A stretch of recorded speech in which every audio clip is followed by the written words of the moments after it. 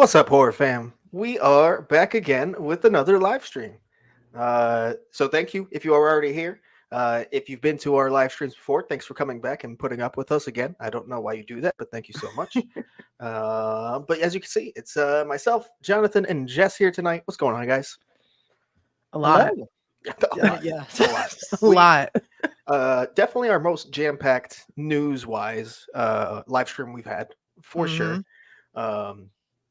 So I'm pretty excited. I'm very excited because we get to talk announcements. Monsters sounds great. Icons. Yeah. So Lots of stuff. We know the full lineup in Orlando. So much.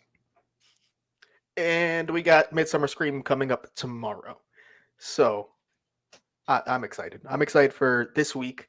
Construction's ramping up like crazy. It's a great time.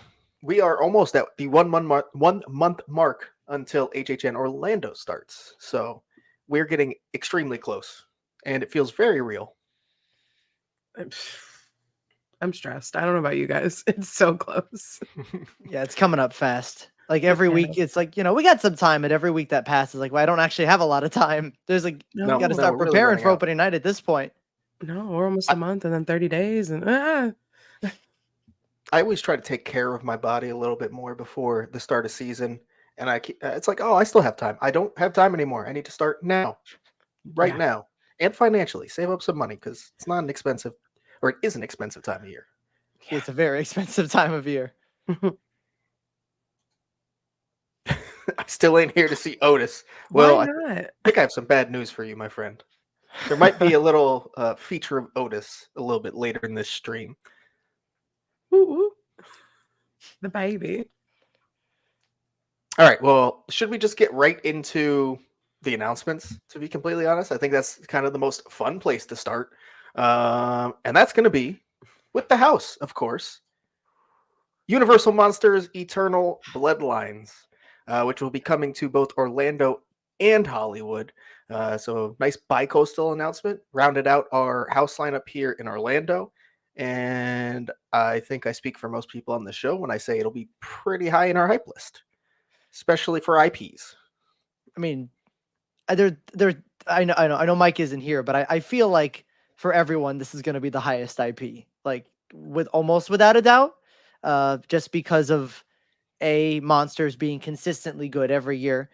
They haven't really let us down, and even if they haven't let us down badly, there has never been a bad Monsters house, at all. Like this in this universe, and the fact that the description of this house sounds, absolutely incredible. Yeah, it does. So real quick, let me get into the quick house description provided, which was: get caught in an epic battle for dominance as Saskia Van Helsing and the Bride of Frankenstein go up against Dracula's daughter and her monstrous mavens, She-Wolf and a Noxuna-Moon. So, yeah. At first, I think it only dropped with the Instagram one, and we missed the She-Wolf and a Noxuna-Moon immediately. So we just figured, there'll be others scattered in there. So fully confirmed, and I love those additions. Might as well mention it's a small difference, but for some reason in Hollywood's descriptions, instead of monstrous mavens with the additional details, it's monstrous alliance. And I don't know why, but okay, I'm really excited. I just want to get that out of the way. Obviously, we're going to talk about this house a million times leading up to the event, so I'm not going to start ranting now, but I feel like Hollywood might have done that because Orlando is very proud of the fact that there are no men cast in this house, from what they've said. And the director is a female, the composer is a female. Hollywood, they did not say that. And we know that Slash we're going to talk about that as well, but we know Slash is composing the music for this as well. So maybe that's because there are other male actors and characters in the house. And that's the difference. So put less focus on that specifically, I guess, in the description. Yeah. Sure. I don't know. But yeah, like you said, this is an all-female cast, including the director and the composer, who is Emmy-nominated Sarah Barone. So brought in a pretty high-level composer to work on the score for this house. Of course, Slash returning in Hollywood, as you mentioned. So we should have some pretty amazing scores to go along with these. And for once, I think I'm actually super excited for Orlando's score specifically, because, we never really know what to expect. A lot of times they just pull in music they find, but this is going to have a score created for it, which is very exciting. Yeah. Yeah, that's the one. I mean, that's the one thing I really liked about Hollywood's monster houses is that there was a score that was made specifically for the house. Not all of them hit, but when they did, specifically Bride of Frankenstein Lives, they really hit, and it's stuff that I go back and listen to this day. So the fact that we're now getting an original score for a house that will be able to follow the beats of the house, that will be able to hit the exact marks that the creators want it to hit, at the emotional moments or the scary moments. Music will be able to be timed relatively perfectly to the scene, instead of having to try their best to pull music from wherever else that sort of fits what they're going for. I think this is a really exciting thing, and I kind of hope that we continue this trend in the future, with hopefully at least the other monster houses, but maybe more houses, because I mean this is absolutely fantastic. Mm-hmm. Yeah, definitely. Like Mike Daniel says, let's go, girls. Me every day, specifically opening night, but me every night scanning my frequent fear into HHN, just for everything at this point. Yes, please. Oh, I'm so ready. This year is for the girls. Yeah, definitely, 100%. I concede. Thank you, everyone. Sit down. I am. Arkham points out that Hollywood is in a soundstage, but it's not only in a soundstage, it's in the soundstage where Bride of Frankenstein was filmed, wasn't So it? cool. Mm-hmm. Like that alone right there, that's history. I'm so fucking excited for both of those. I'd be excited to walk in the soundstage, even if there wasn't a house in there, to be like, hey, the famous, absolutely, incredible movie was filmed in here. And we're walking in it. But we're not even just doing that. We're doing that and going through a haunted house based on other characters, but also the Bride of Frankenstein, who was a very prominent feature in the house. That is really, really cool. No matter how you put it, just walking in the same soundstage that the movie was filmed with the Bride of Frankenstein in it is absolutely incredible.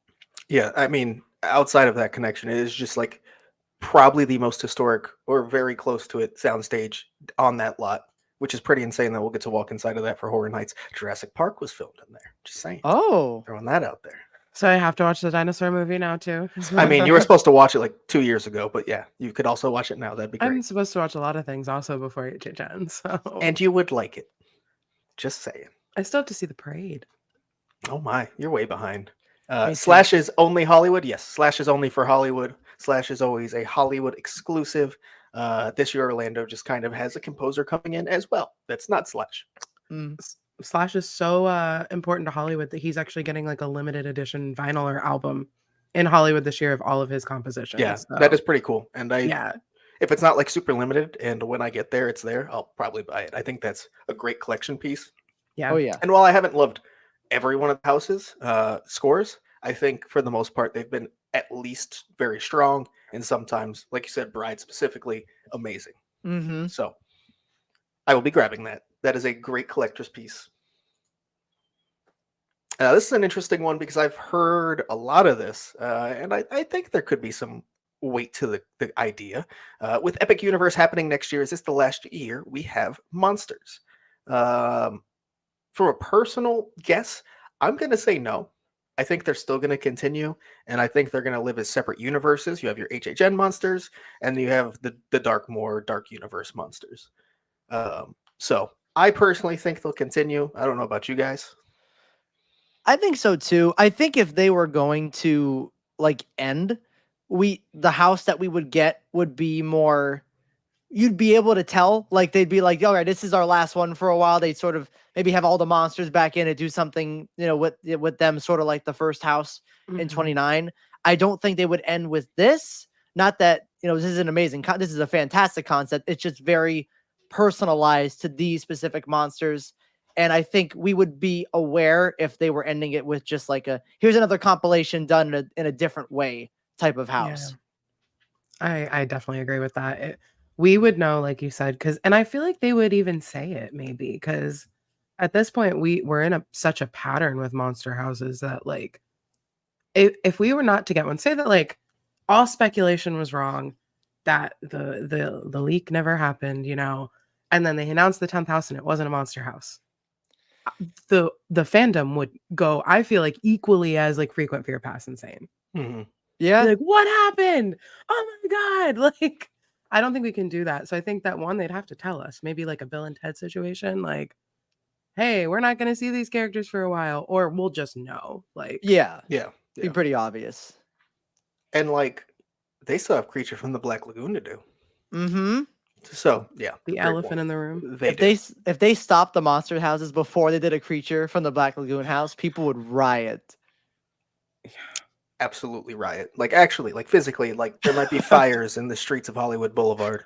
Very possible. Not fires. Do we think we will see Dark Universe, Dark more Easter eggs in the house?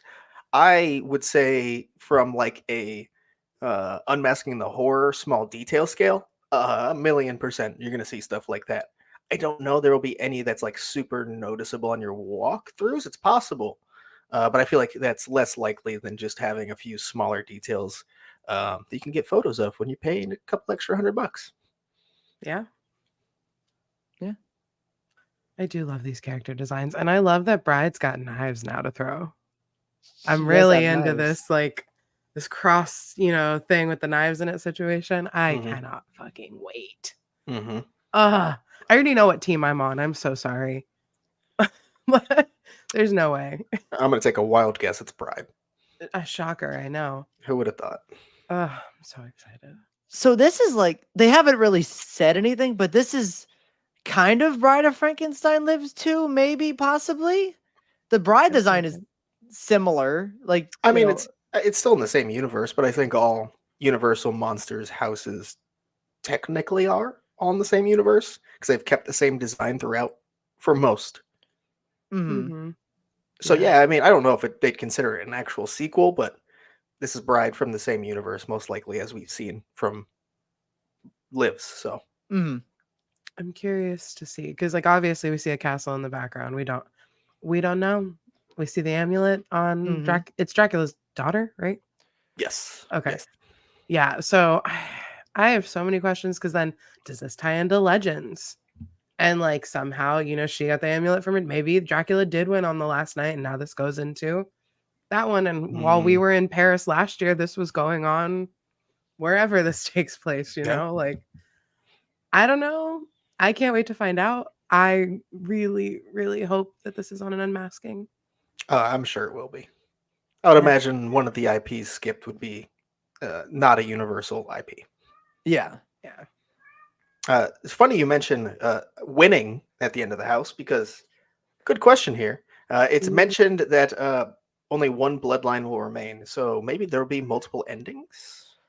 I mean, I could see that. That would make sense. It'd Mm. be reason to repeat the house, and I don't see why they wouldn't do that unless they had a really planned story out like Bride of Frankenstein Lives, where they knew where they wanted it to end and they Mhm. wanted it to end a specific way.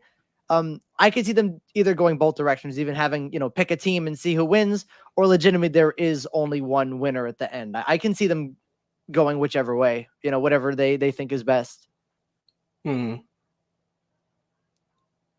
Sorry, I was looking for one. Where was it? Oh, here we go. Need to go a step further and let Bride have a gun. Just like Ghostface with a shotgun, basically.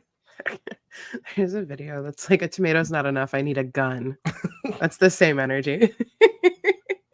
I agree. Bride needs like a big, like not just like a little gun. Like I want like a big daddy. Maybe. I don't know. She's really into knives right now. We can see she's got all Very, different sides. very. Lots I of like knives. crossbow and knife versus I guess everyone else would just be like fangs and power. I don't know. Just fangs. Okay, so here we go. This is interesting from Keith. Maria has the amulet from Legends. When I did unmasking, my tour guide told me Drac was the canon ending, so I'm guessing he won. Oh. No. Anubis won, actually. If you go to Hollywood. Yeah, Anubis was the real winner. And since that was part 2, I guess it's the ending. No, but yeah. So if I could see that Drac is like in canon the actual winner at the end. Mhm. Yeah. Kind of ruins every other night that he didn't win, but okay. Like the When he first was night. just hung up Yeah. on the fucking wall. Listen, that's getting in my first walkthrough of that and having Caris be the winner was pretty phenomenal. So I'm not Mhm. complaining, not one bit. Yeah, very true. It'll print money. It'll print money. I love. Thank you, man. Thank you. Raise I'm your really hand into in the knives chat right if you would buy this shirt. We'll sell it. We like selling things that make now. money. We sold a Hellblock shirt as Jonathan's wearing. Like, Yeah, we There it did. I'm really into knives right now. Bride of Frankenstein. We can't forget She-Wolf. And No, I don't know her name. Anaxunamun. Thank you. I think there's actually a different pronunciation, but that's how it's pronounced in the Mummy franchise films. So that's how I say it. I think there's actually a more historically accurate way of pronouncing it, but I will say Anaxunamun because that's what they say. Interesting that they're not on the key art. At this point, just throw all the women on here. Like, I get it. love It'll be a little women. busy. Be a little busy. I love women. I also think it's sort of I'm gonna guess that they don't have too much of an important role in the story. Besides, they are just scares. To differentiate the scares Mhm. and to have some sort of threat for with the Dracula's daughter. I don't think they're gonna have much story wise because I think these three on the key art are the main parts of the story, and the rest are just to make the house full and to make the Yeah. house dangerous and scary and all that good stuff. Mm-hmm. Yeah. There was a lot of H love there. If you didn't see, Jonathan. Oh, Lot of I H love. wasn't love. looking. I do So much love H H love. love. Got a couple H's in the chat. We need like a Hellblock is Keith's favorite shirt. we need like an H Oh. hand signal. I don't know, like for people to find us in the street. No, wrong way. Oh God. Yeah. Wrong. Where's the camera? There it is. Hi. camera. This is H in sign language. Everybody just do a Disney point when you see us. Oh, is that it? Yeah. It's GH. Huh? Oh my god. Are we gonna talk about the UK panel or no? Oh yes, but not yet. Not Okay, yet. okay, We'll get heard. there, Because we'll get I there. have some thoughts on things, but I'll hold them. We'll get there. We will go one at a time for a couple of the announcements, but Okay. this would be a fun thing.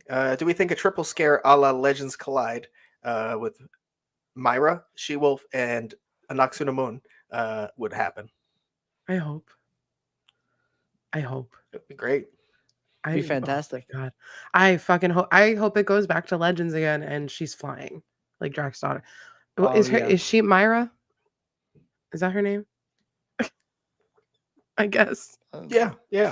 I have it somewhere, but carry on for now. But yeah, I would fucking hope so. Please.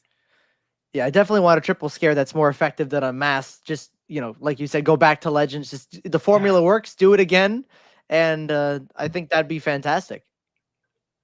Mm-hmm. Yes, it's Maria, like Mary with an A at the end. Maria. Maria. H. I also need to make I H approve. bracelets. H bracelets. I've been making bracelets. There we go. Everybody watch out. Have you been making Hellblock bracelets though? No, I have not. I'm so sorry. I made a Patricia bracelet the other day. It's a good one. There you go. Yeah, I made some Sinister and some surreal ones. I have a bunch of 365 ones. I'm trying to make some horror fams for some people that find us. I'm trying to make some for you guys to give out to people that find you, because some of us will have Express and some of us will not. Yeah. I only have So- it for a month, to be fair. That's I true. can't wait for you to join us. I'm going to be standing there when we get back from our trip in October. Like, come on, Duff. Let's go to standby. I don't want to. You don't have to chug your beer now. No more I tummy mean- aches. That's fair. I did get tummy aches. Yeah. All right, so we can keep moving on. There is kind of a spoiler. It's not really much, but as you were mentioning, there is a panel in the UK, as they always do. They kind of reveal some additional details about the event. We're going to do a whole section about that later. That's going to be kind of spoiler heavy. It's mainly just concepts. It's not huge, but we'll warn you when we get there. This one is literally just a scare actor of Maria. So if you don't want to see that, close your eyes for about 10 seconds. We'll get through it. But I'm about to slide over to the scare actor photo. This is what I have thoughts on. Yep, I figured. Just like I had thoughts on, I think it was Phantom last year when we saw it. Mm-hmm. Remember, this is fluorescent lighting, and these masks are not meant to be seen in fluorescent lighting. Everybody. Mm-hmm. The costume looks like a spirit Halloween vampire costume. I don't love that. But the cape gives me hope for flying and bungee scares because Ooh.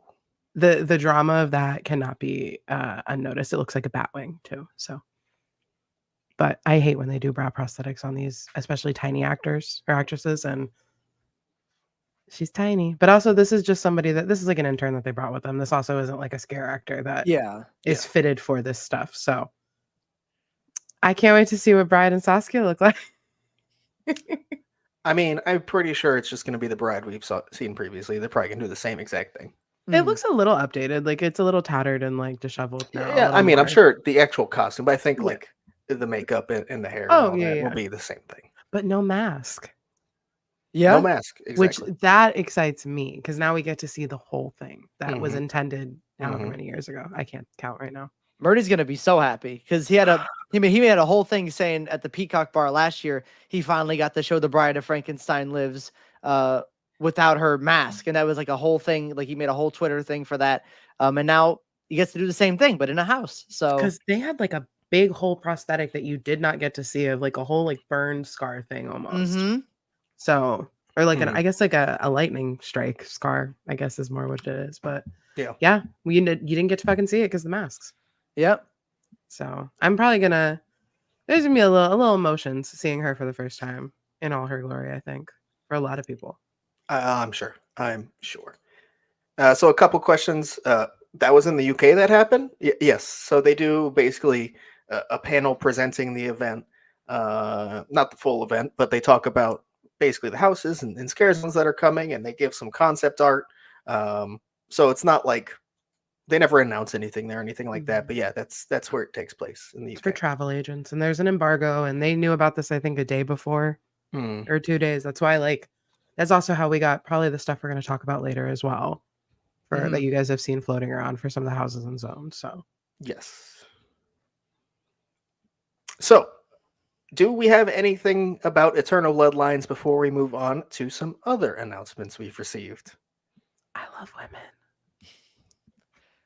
I'm just excited that we're moving into a more story route in terms of the house, or a story driven route compared to Unmasked, where it was kind of very clear there was no real story at all. You know, had some base things, but it didn't really matter. You're just walking through Paris and there's some monsters. And so I'm happy we're going back to the stories important to the house type of monsters house, because those are always my favorite. So I'm excited for that a lot. And I love Bride of Frankenstein Lives, and this feels like it's going to be, sort of similar in tone. So yeah, I'm really hyped for this. It's going to be very high on my hype list. Definitely. All right, let's move on to another announcement we received. This time a scare zone, but probably more than just a scare zone, because we got Duality of Fear, where we now have finally met Sinister and Surreal. So real quick, just let me read the description. As soon as you enter the gates of Halloween Horror Nights, you must choose a path. Follow Sinister, the manifestation of visceral horror, or follow Surreal, the incarnation of unearthly terror.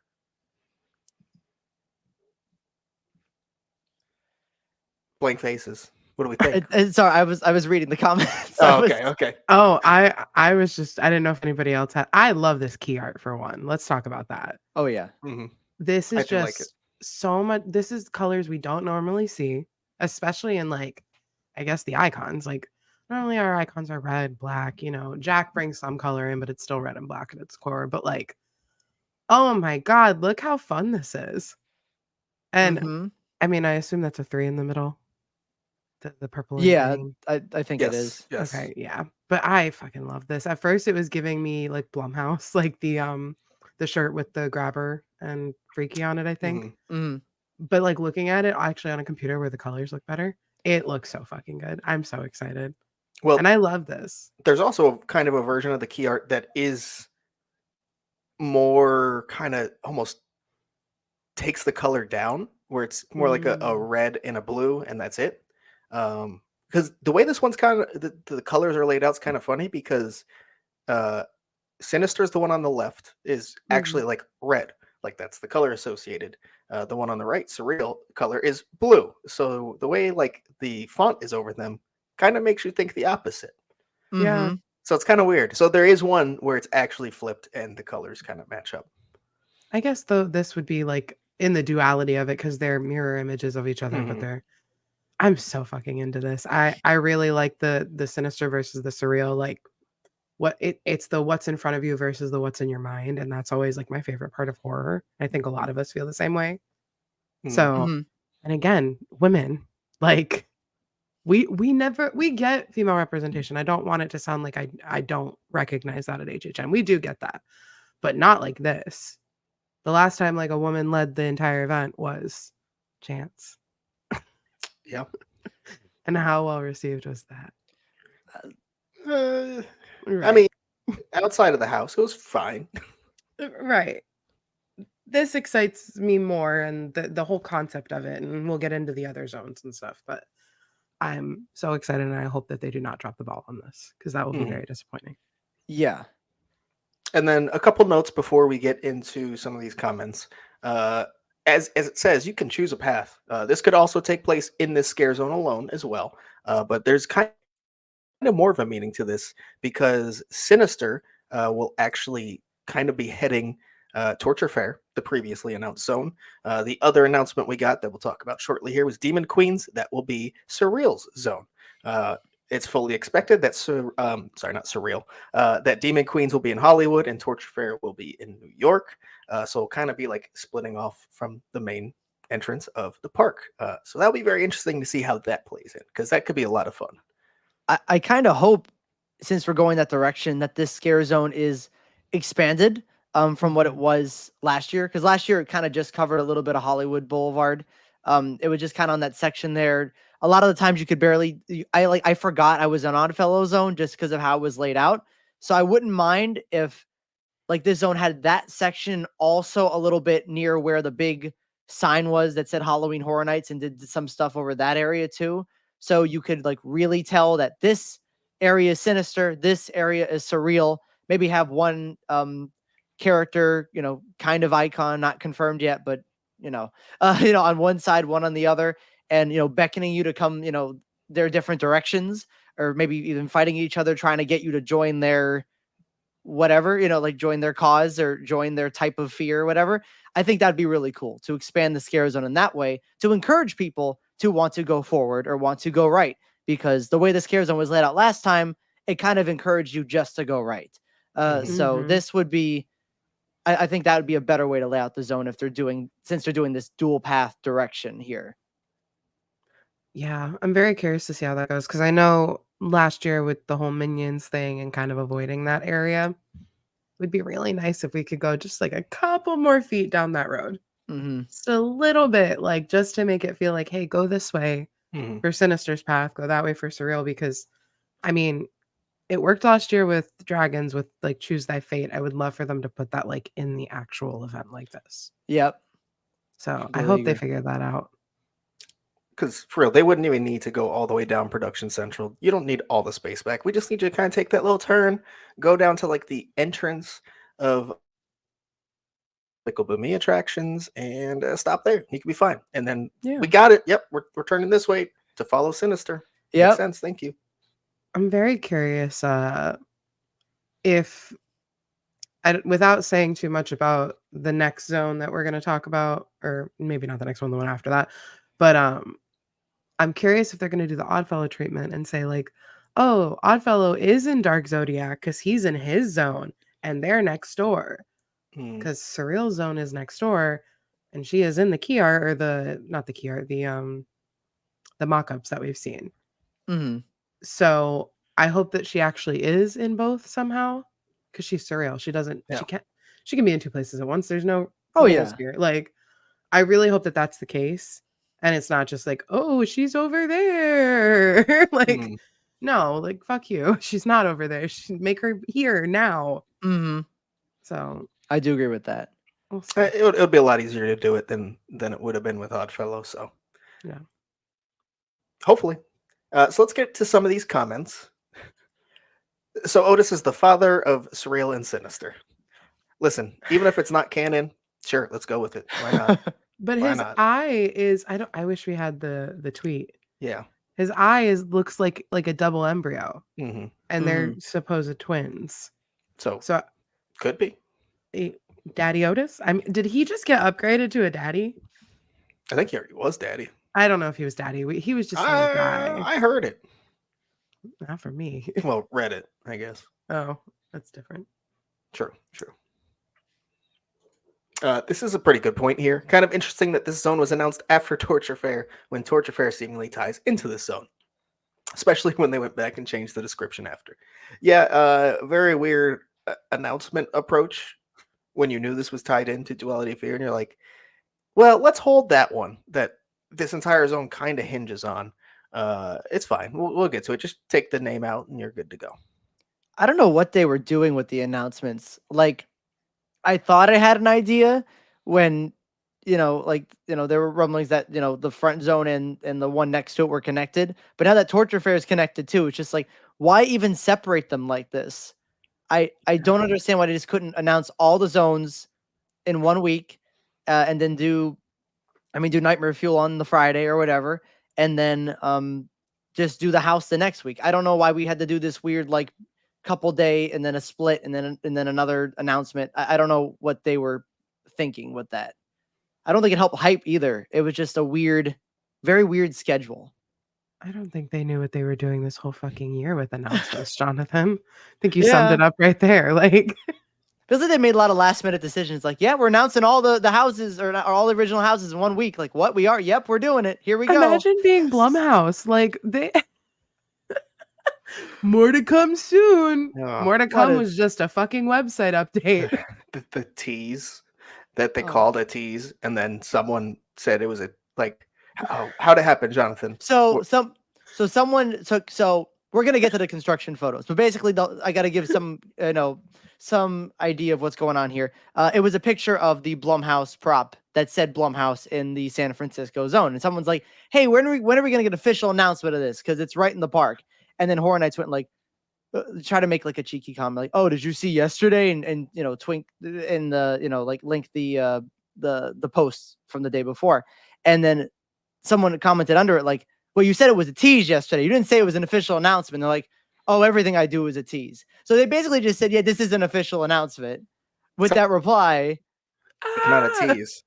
Yeah, like, sounds like you don't really know what's going on. Maybe. No, I don't know what's going. And it's not a tease if you just post the key art.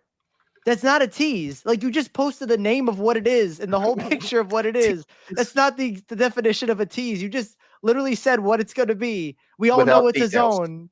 Does Universal realize they have to train the interns? They can't just let them go without letting them know the fucking standards. Like, what the fuck is going on this year? I don't know. Especially with Blumhouse, like you pointed out.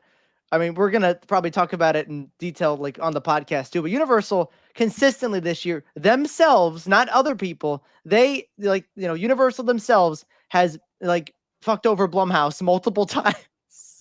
This is like the third time. No, in like 2 weeks. It hasn't fourth, even technically. It hasn't even been that long. You got the merch shop leak.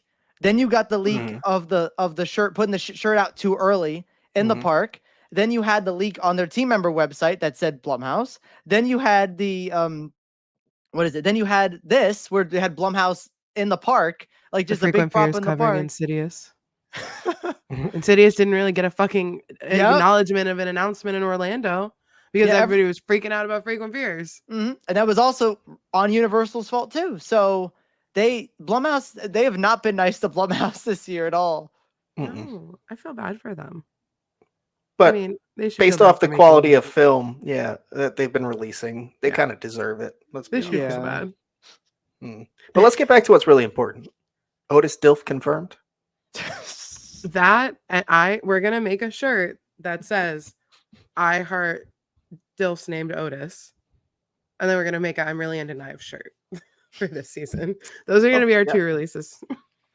Yeah. So I do want to post this from Mike Daniels. Basically, very excited for this entrance zone. Probably the most excited Mike's ever been. I get drawn into this all the time. There's so many years that they come out with an entrance zone that just sounds so cool. And I feel like I'm underwhelmed every single year. Yeah. I'm hoping this year's different because I'm looking at this and I'm like, yes, I should really enjoy this. This should actually be a good scare zone, not just good for its location. Mhm. Will this be the year that finally happens? I don't know. But I do that to myself basically every year. I'm like, yeah, I'm actually excited for this one. Yeah, I mean, that always ends well. I did that last year with Oddfellow. I'm like, oh my god, Oddfellow is going to be there. You know, it's going to be mic'd. It's going to be so cool. And having a mic'd icon, I'm going to love it. It's going to make the zone. And then the zone happened, and I always forgot it existed every night. I went every single night. Unless he was on that stage literally doing a show at the moment, I did not realize that zone was there. I just walked through it to get to Blood Moon. So It was an obstacle. That's all. it was an last year. obstacle. Just get out of my fucking way. Like, God. You know, so yeah, I hope it's different this year. And I mean, it sounds like if they are going to a path, it's going to be more clear.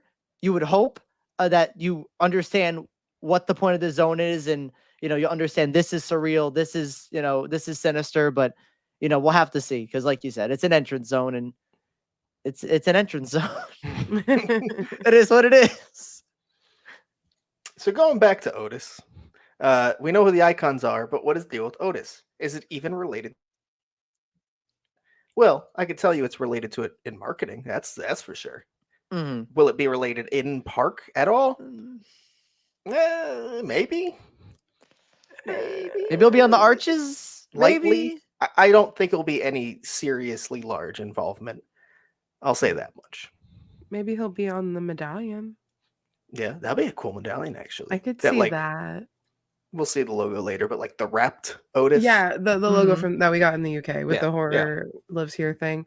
Because the more I think about it, as much as I would love to love a themed arch, I don't think they're going to physically put anything on the arch. No. And I don't see them projecting it because it's going to take away from the advertising of whatever houses are up there.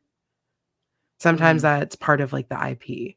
Like, I don't know. I would love to see it, but we haven't seen a themed arch, and I've never seen one actually, like for real. So I don't know. I would love to see him on the medallion, but I did see a comment that asked about the scaffolding in the zone. I think we'll probably see that again for sure. And they'll probably be part of opening ceremonies, just like Oddfellow. Don't know if they'll be mic'd. That's something I don't know if I see with these characters. Because then it gets a little vanity for me, a little vanity ball. Like kind of like the banter back and forth. And I don't know if that's them. We have to kind of find out and see. Yeah, it's true.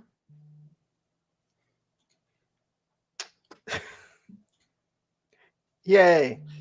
I mean,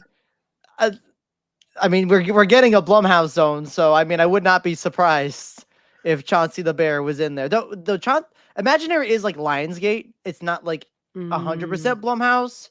So I don't know if that would mess things up or not, but I mean, I would love it for the meme if Chony Bear was in the Blumhouse zone. That'd be the only thing I'd be excited for in the Blumhouse zone is walking around and potentially seeing a Chony Bear. And what if he's just in the corner, like on the little house stage? Just perfect. chilling. I'll take pictures every night. That'll be the only like that. Just, hi, Jonathan. How you doing?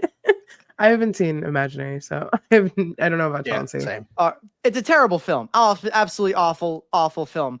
But I know our Discord mod, Alex, like he said, like, you know, multiple times, if Chony the Bear is confirmed to be in the Blumhouse zone, it will be his #1 hype zone, no matter what, just because. And oh my God. Yeah, you know, Chony the Bear is powerful. It's a powerful character. Oh my gosh. Here's an interesting Otis possibility, I guess. Is Otis more of something that is building up to something larger in a year or two? Probably not. But I think that'd be cool. It's probably more like compared to, okay, so Otis is the storyteller and Sinister and SURR3AL are the Terror Queen.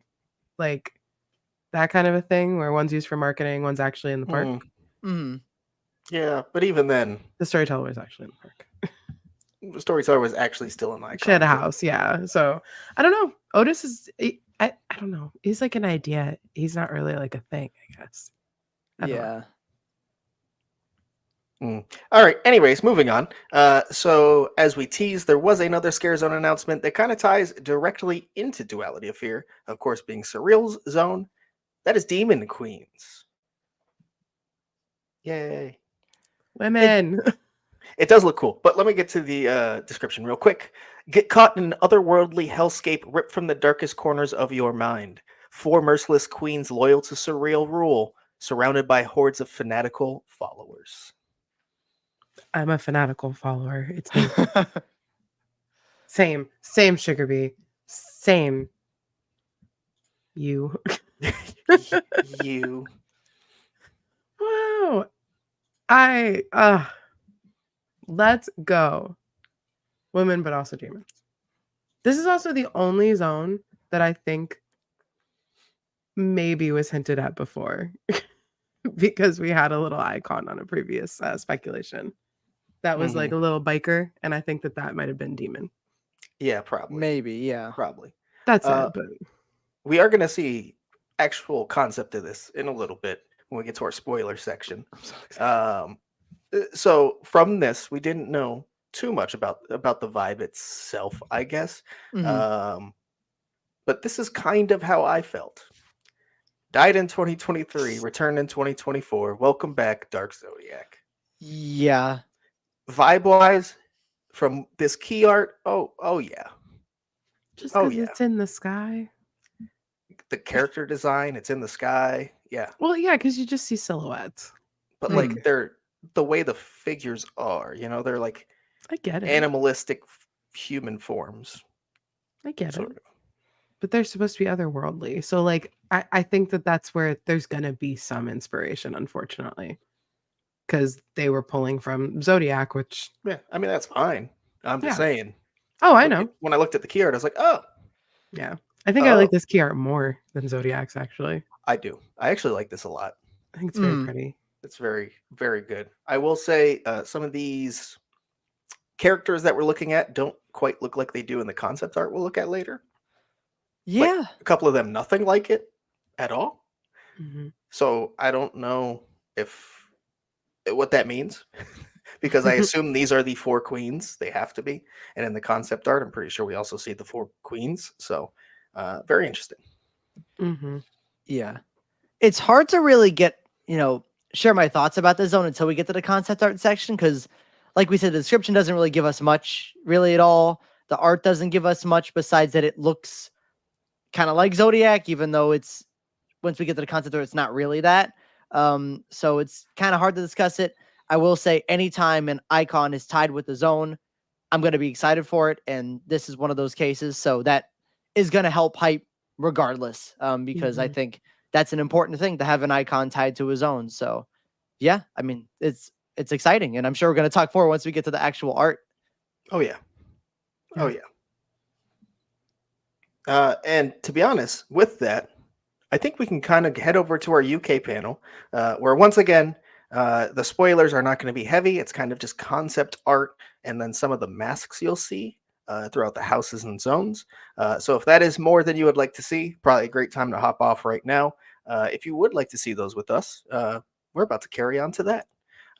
So first, got to give a shout out to Darren Scott, who was present at this panel and shared all the details on Twitter for all of us to enjoy. So definitely go follow the person who deserves credit for all this. But let's take a look at what we saw. First of all, Otis action.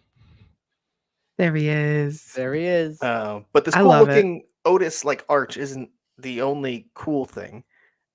Where Horror Lives seems that it will officially be the slogan for this year. The tagline for HHN is finally not Never Go Alone. It is Where Horror Lives. Imagine if this panel came on the screen it just said Never Go Alone with no mention of it the entire rest of the year. Just had it right back on there.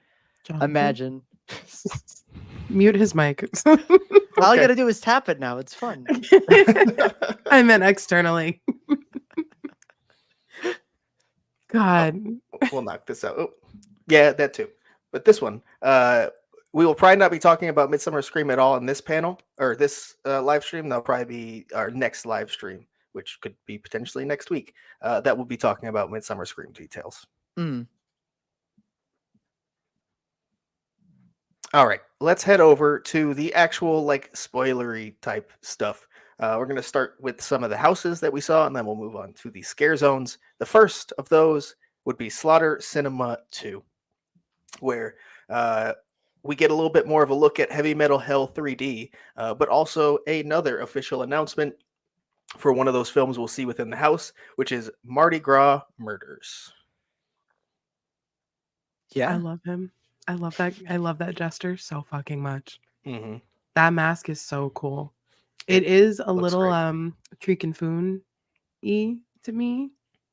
A little bit. Which I like because again, these are like B movies. Like they aren't Yeah. supposed to be the highest quality looking masks ever, and I think they kind of nailed that like look really well. Mhm. Yeah. The proportions are crazy. I love the bells hanging off the like skin. Mm-hmm.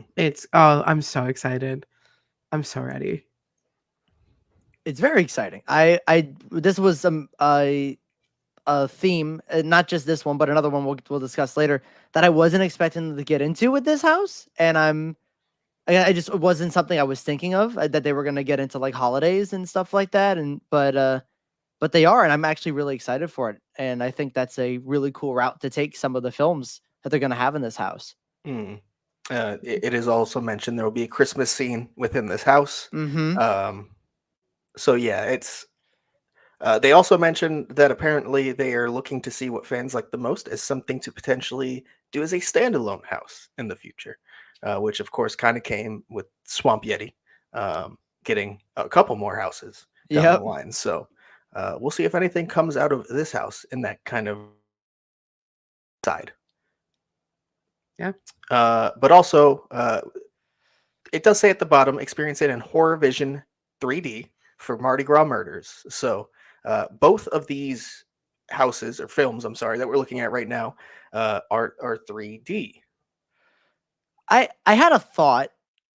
What if the bottom of the poster says experience it in Horror Vision 3D? Do you think that could just mean like be a joke how like a lot of movies back then they wanted you to see it in 3D? So it's like, hey, you can watch the standard version or you can watch it in 3D. Like, could that be it? Or is this just saying this movie's also in 3D? I'm not. Yeah, I'm not sure. I don't know that it's actually. If you do look at kind of like the colors on the poster there, they do kind of look like at least like kind of that UV reflective, like you would see in like laser tag and stuff to almost make like a 3D effect. So maybe I don't know. I don't think it. Sorry, go ahead. No, those are also the same colors that are part of Chroma Depth, though. Yep. That's the scary part. So I don't. Huh? I don't know. I'd expect actual 3D, but it could be everything's painted to have a 3D look to it. Yeah. You think all the movies could just all be, but like it has a Possible. Christmas thing, like. It's possible. I prefer it's that's not the possible. case, obviously, but it's possible. I would Yeah. not love that. Like, even if it wasn't real 3D, because I think if it was actually 3D, they would say it on either the title or even in the description that's now on the website now. There's no mention of 3D in that at all either. So, like, I think if it was actual put on glasses 3D, they would have told us. But I don't even know if I would like the whole house just like imitating 3D without it being 3D. I don't know. It's something I have to see. But yeah, I'm not sure how I feel about that, to be honest. I don't love it. I don't love the idea. The thing that worries me the most about it says Horror Vision 3D at the bottom, you guys said? Mm-hmm. Right? It sounds very close to Clownovision, like they used in the Jack House, which was chromed up 3D. Yeah. And they tend to do this like, we're not going to call it 3D. We're going to call it Clownovision or Horror Vision. Or they've used like 5 or 6 different terms at this point. I don't know. I've never seen a Chroma Depth house, but I cannot imagine that I would like it because I don't love 3D rides. Like I don't think I would love something that's like playing with perception. I already have depth perception issues with my own fucking eyes. I don't need glasses to do that more for me. Thank you. I don't know. It doesn't make sense to me. Like, just in my head that they would take Slaughter Cinema, a house that people were like, begging for, like it's not, like begging for a sequel for, and they just go, how about we make it 3D and do like a risk like that? I know. I guess I know a lot of people do like it, and like 3D is something that a lot of people did enjoy, but I don't know why you take this incredibly popular concept and be like, well, let's see if this works and change something so fundamental to the house. Yeah. It'd be weird. It'd be like it makes sense if it was like a random original that are like we're gonna do 3D, but Slaughter Cinema, that takes balls to just make it 3D. Yeah. And Keith points out, would they tell us if it was 3D with the kind of hatred 3D has in the community that basically would get the community to riot over a house they are so excited for? I mean, that's possible, but at that point, wouldn't everyone riot more if they had no idea and showed up day one and it is 3D? I think that would be worse than just telling people up front. At least, we could prepare ourselves for it. Mm-hmm. Do you guys think that this will be so? Okay, unmasking starts in like 2 weeks, right? Yeah. Holy shit, I forgot about that. Yeah. Yeah, on the 12th. So is it all like? Is it both types, or is it just a 3 house or a 6 house that's available? Just 3. 3. We still don't know what those houses are, right? I'm terrified that this is one of those 3, and people are gonna start like inciting like fake panic over like, oh my god, it's in chroma depth, and then for the next like 2 to 3 weeks after that, we're all gonna be like, no, right before hype list season. Oh, and I can't emotionally do that. I've seen already comments of people going like, if this ends up being 3D, Slaughter Cinema falls like very far down the hype list. Like it's such a simple, it's such just one thing, change making the house 3D, but that could change everyone's hype list tremendously. I know some people that would prefer that, and I know some people that would rather not have it at all. Like would be like bottom 5 if that happened. Yeah. So it would definitely change things. It would definitely drop pretty significantly for me. Obviously, there'd still definitely be some IPs it beats out, but it might be very close to the bottom of the originals at that point. Yeah. Mm-hmm. I'm just someone who's never fully loved or enjoyed a 3D house, and I don't think putting a property that I loved is going to fix that. Yeah. It has been a while though. It's been a while since we It had has the been a last while. 3D house. So And it was 26? atrocious. So yeah, there you go. Yeah. that is true. Hey, Jared, welcome. Yes, meet SINIST3R and SURR3AL. Women. Something interesting that I saw that I feel like, I don't know if my brain made it up, but that they filmed the trailer for Mardi Gras Murder during Mardi Gras. Oh, I didn't know that. I saw that somewhere, I believe, this week. Ooh. Yes. So that excites me. I'm gonna go on record saying this. I'm excited for this house alone to have standby because I will actually get to watch the fucking trailer reel. Mm-hmm. Also, they will be playing music from Universal's Mardi Gras event in Mardi Gras Murders. So that'll be pretty fun to just, I don't know. I know it's songs that aren't unique to Universal, but it'll make it more fun still to me. Oh yeah. Yeah. And that's 2 holiday movies.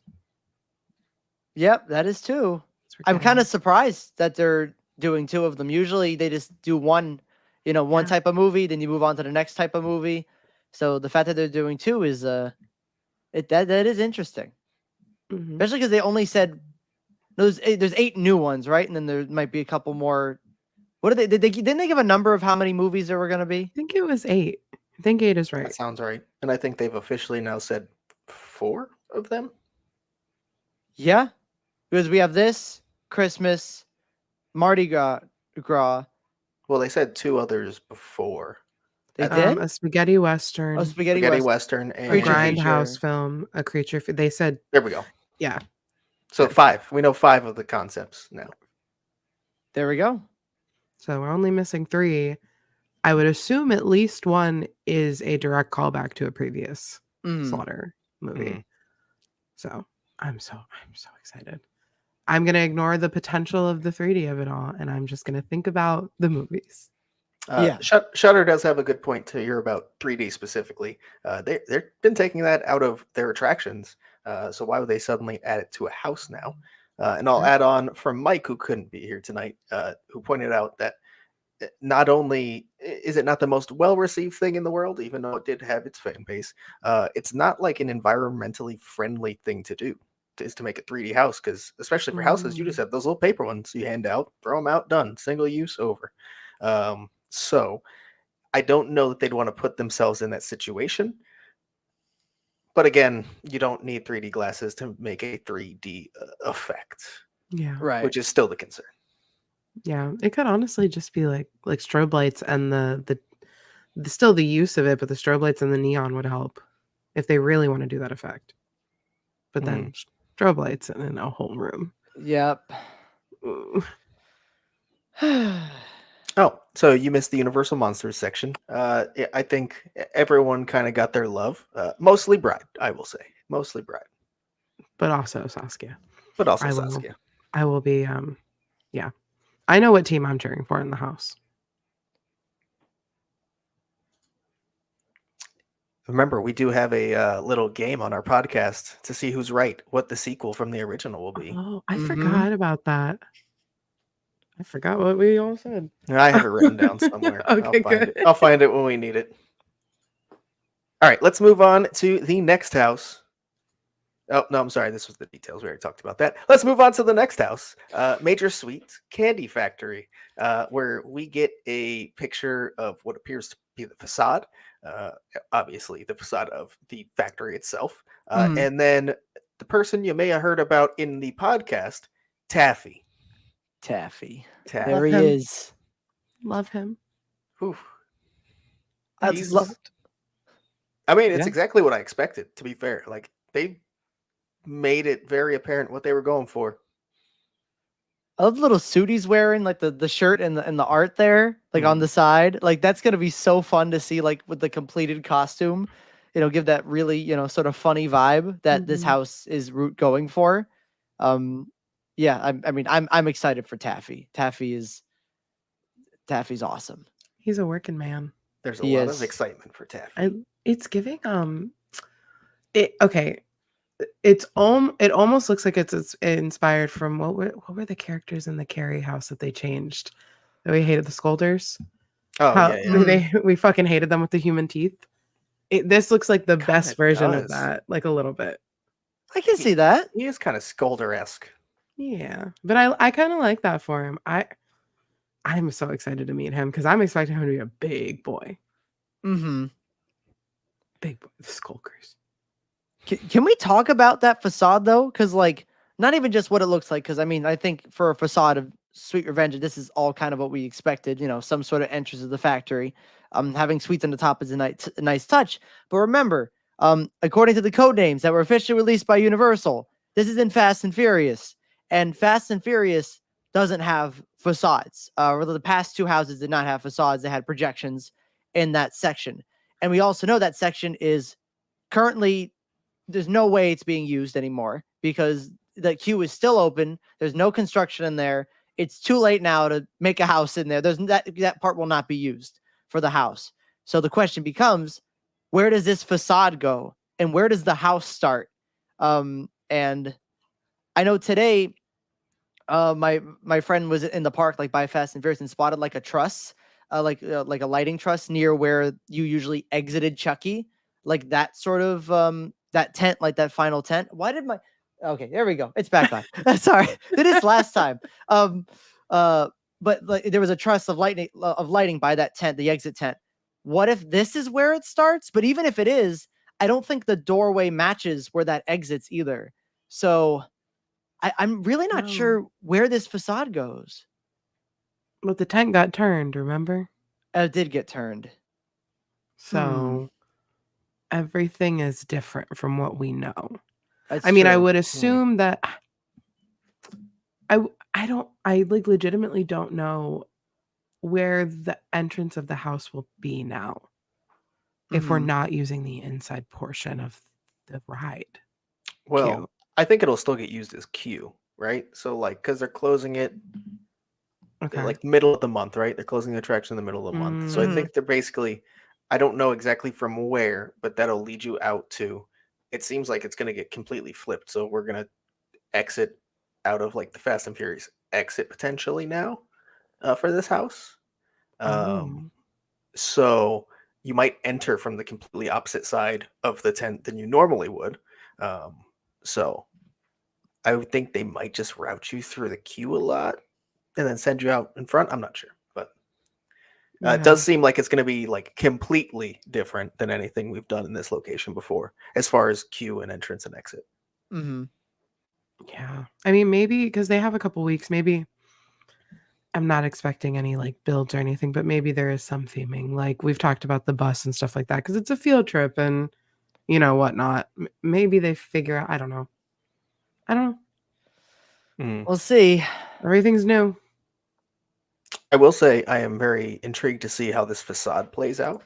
Obviously, if it's just like right in front of the tent, it can be as big as it needs to be. So Mm. I think I've been worried about how you really portray a factory and the scale necessary inside those tents because they're not even sprung tent size. They're pretty No. small. They're very tiny. So a good way to do it would at least be have a nice size facade, so you can at least feel like you're walking into it. Yeah, that does help. That does help for sure. Still concerned about the size inside the tents, but that will help the illusion a little bit. That you're not just seeing the little tent, like that would just cover it, hopefully. So you don't see any tent. You're just like, yeah, this is the factory. So it's so big. Yes, Albert, you did miss our 2 minutes of Hollywood talk. Let's see. Yeah, here it is.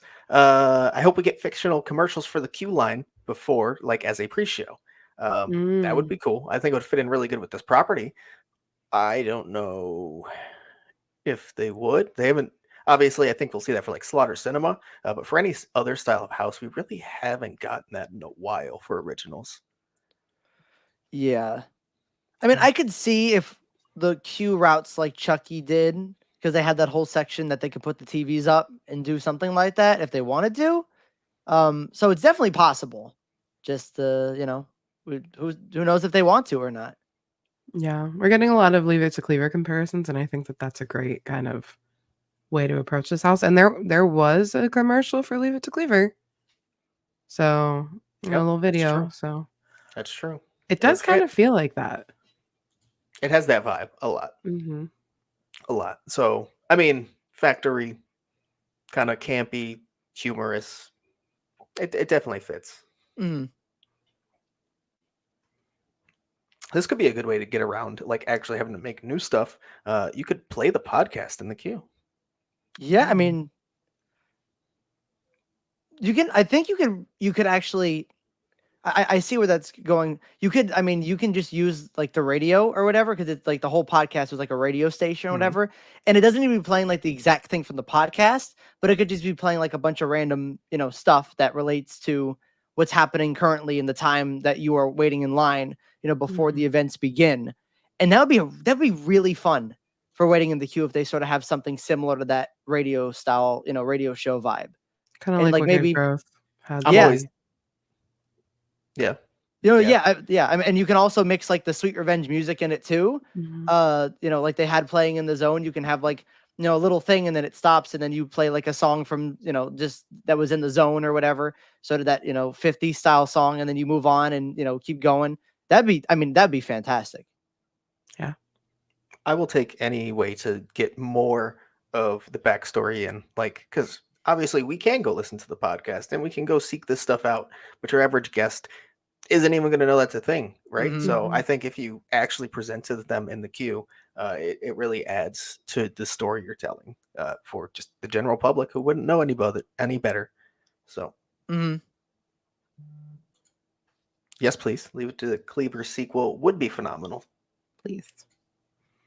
All right, so let's move on to our next one of this panel, and that is the museum exhibits, which kind of something we've already seen.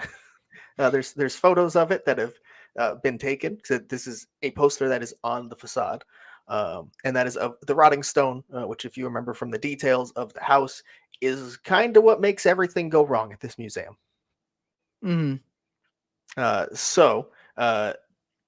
It was in Latin. This one here on the left, where it says the rotting stone, has the globe on it. We did get a rough translation of what this is. And that is, this exhibition was donated by the researchers of the 32 building and brought to you by the excellent artist museum. So much fun. Definitely a rough translation. Yeah, that's rough. Yeah, so I mean, it's the Rotting Stone. We've already kind of seen what it looks like. It's in the background of the key art. We've actually seen this exact poster already. So this hasn't provided too much additional stuff for us. So I don't know how much there is to discuss about this one. Is the I forgot, is the International Folklore Museum, was that a new thing, like us knowing I exactly, believe like so, yeah. we knew it was folklore, but now it's specifically The international folklore. international. Which means it can be anything.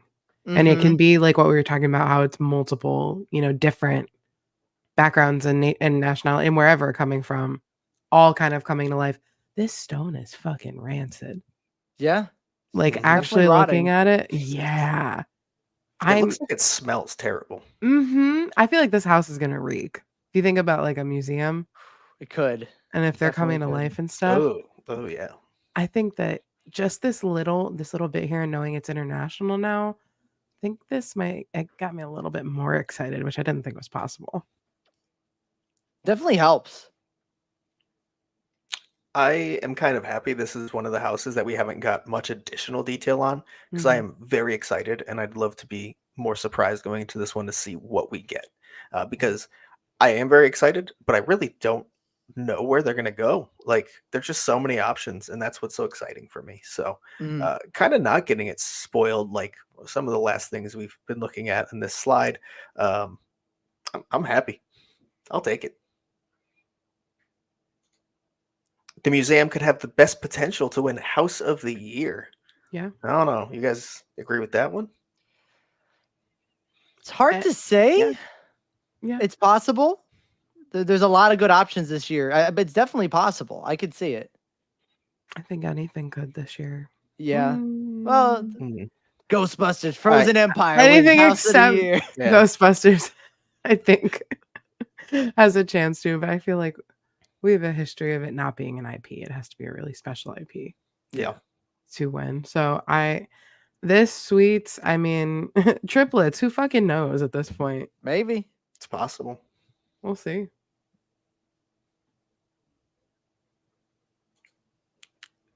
This is going to be a PG-13 version of Mystic Manor, which, if you don't know, is kind of like the Haunted Mansion style attraction at Hong Kong Disneyland. That'd be fun. And kind of, yeah. I've actually never watched a POV because I'm a nerd and I don't watch POVs of rides I haven't done, but I know a bit about the backstory and it sounds sort of similar, except that was like a personal collection thing. Yeah, that's the main difference. And there's like the mischief going on in that. This is probably much more than mischief. Yeah. Murder. That's why it's a PG-13 version. Yeah, because I have watched a ride through because I have no hope that I'm going to see it anytime soon, so I might as well. And it's really fun, but yeah. How come we have so little details about museum compared to houses like cinema? For whatever reason, that's just what they want to provide. Some things are just more held to chest than others for HHN, and I guess within museum, that's kind of one of them. Yeah. I think also, so with something like Slaughter Cinema, there's 8 movies that we know of that are a part of it. So it's easier for them to give us 2 characters from 8 movies, as opposed to something like this where they probably don't want to reveal anything except the stone. So we don't get an idea of the vibe of the house at all. Yeah, because any detail about this could ruin the entire, like we could know everything about the house. Like you said, for cinema, well, guess what? We're going to go on to another movie after. So if you told us that one, still going to get something completely different in the next room. Right. I actually think it was 2019. House of a Thousand Corpses won it. House of a Thousand. But before that, I believe it was Halloween. Yes, I believe so. Ooh, I need audio to know who the curator or owner of the museum is.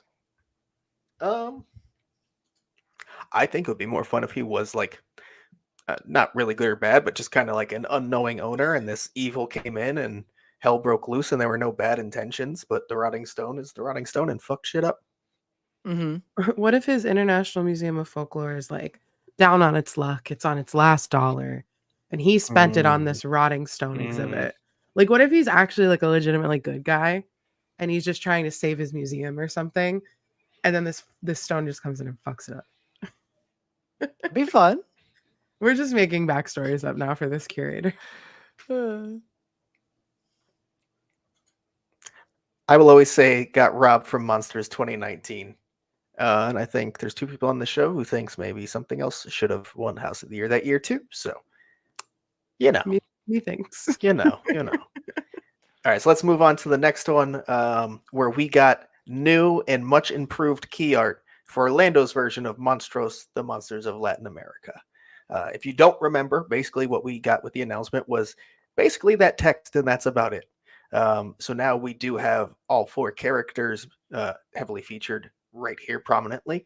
And we even have a new design for Tlahuelpuchi.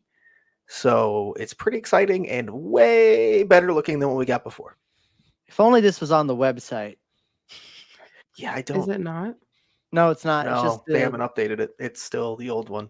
I'm sure this will be on like merch or something if they Yeah. have it, right?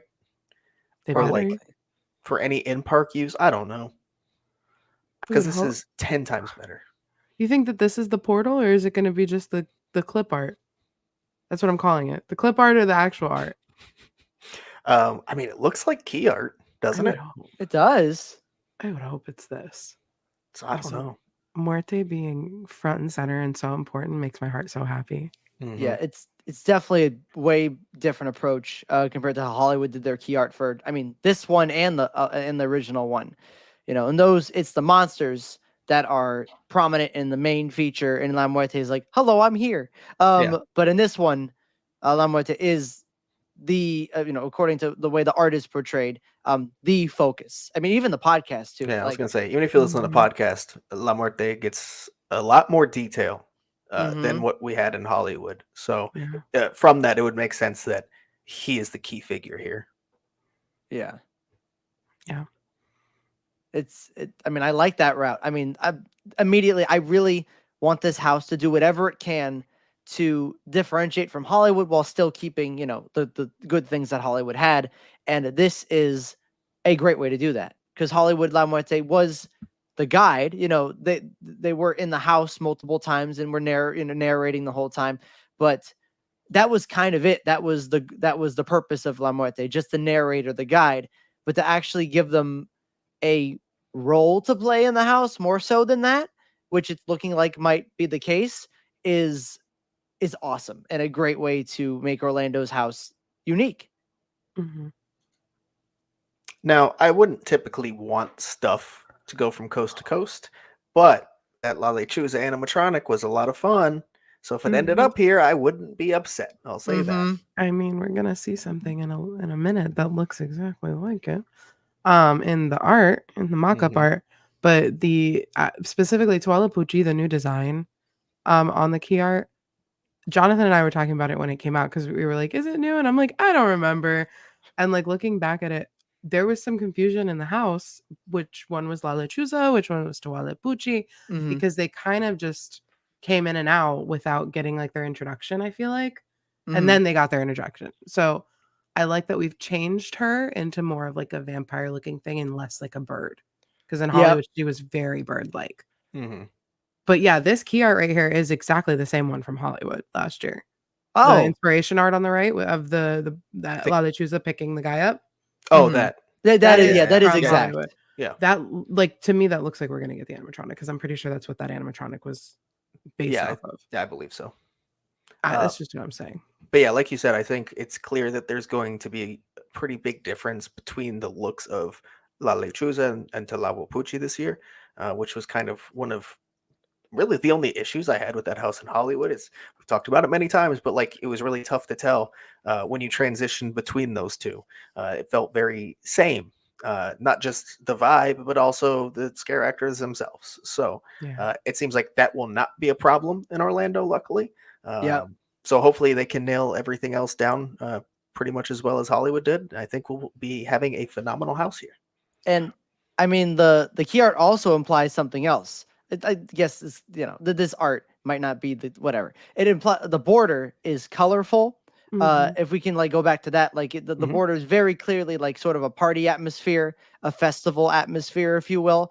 And the podcast, if you listen to that, also took place during Halloween, and there was a festival, not only just celebrating Halloween and stuff like that, but also there were people dressed up as the monstros and celebrating them, and that was sort of a a thing that was happening in the podcast as well. So, I mean, this art with it being so colorful on the border makes me think we're just going that direction with the house as well. It wasn't just like a podcast specific thing, but Yeah. the house might also go that route.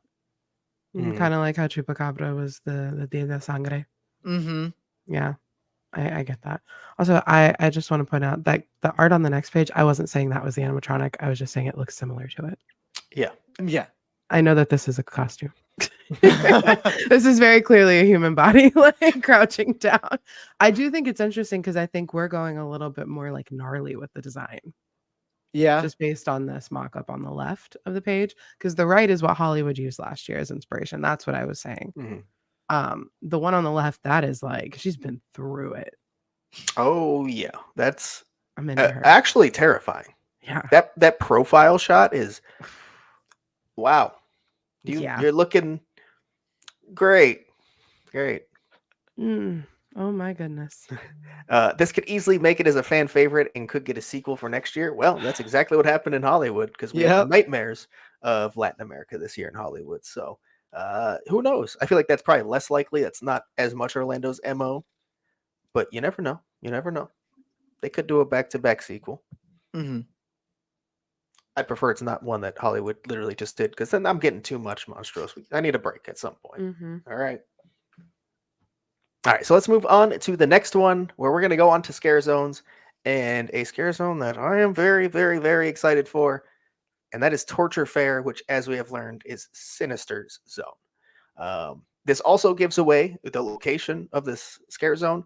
Obviously, if you're looking at that stage there, that is the location of the stage in New York where it always is. It's already up now, which we'll get to. Actually, I don't think I have pictures of that because I was before, but it's already up. So it's in New York, and that is a very, very unique, fun use of that stage, if you ask me.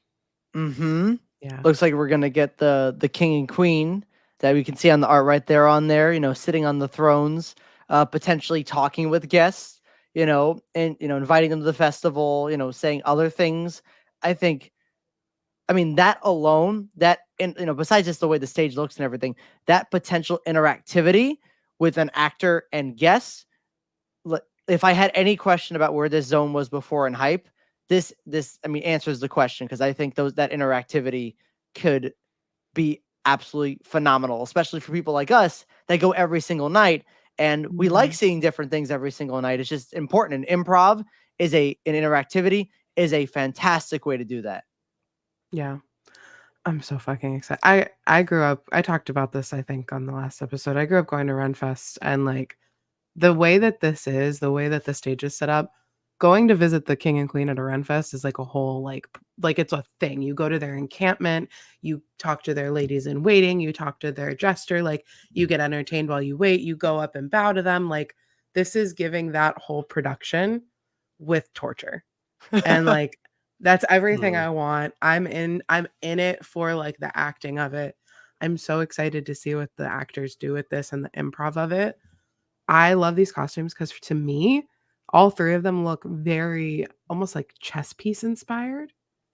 Like, yeah, I know they're the king, the queen, and probably a bishop, but it's just like the size of it and the proportions. Like, it's very much giving me that. And I love this guy on the left. That's what the one on the left, that costume piece is phenomenal. Oh, it's like almost kind of sexy. Like, it's like Hellraiser. It feels like a character straight from Hellraiser. I'm really into it. Love it. Oh, and I was talking to my friends who grew up going to Renfest with, and there's always a parade at a Renfest in the middle of the day, and it's just, you applaud all the actors, and the king and queen are part of it and everything in their court. I think that cast change could be a parade, like kind of thing, just a processional, because it's a Renfest. There's not like floats in their parade. It's just them walking. So I could see it being like a whole kind of little production when they're doing cast change. This zone is going to be so cool. I don't know much about Ren fairs, but everything you're saying, like, just like, yes, please, like, give me more of that. I want to see that in a zone. I'm so excited for this. And it's for nerds. Yeah. It's just for nerds. Like, that's it. You just have to like live. Renfests have like little like booths for merchants, and you eat a turkey leg and walk around with dirty hands and like drink out of a beer grog. Like, You just fucking walk around and drink and eat all. It's HHN. Yeah, It's HHN. Like, I think one of the things that excites me the most about this too is this feels very different in tone and vibe than what we've been getting in New York. New York, well, I guess this kind of is a party and an event in a way. New York, a lot of the times comes out to be like more like the high energy party vibe zone, you know? Um, and it's kind of nice to see us take the opposite direction. Like, I think there's going to be some kind of more funny elements to this for sure, but it's just super about the gore and the death, and just like the colors are so different, and I'm very into this for many reasons. Mm-hmm. And I'm not the only one. I know you guys sound like you're pretty much on board with that. Also, queso crackers, most anticipated zone so far. Yeah. And this is an interesting one. Do we think the queen is sinister? No, and I'll tell you why.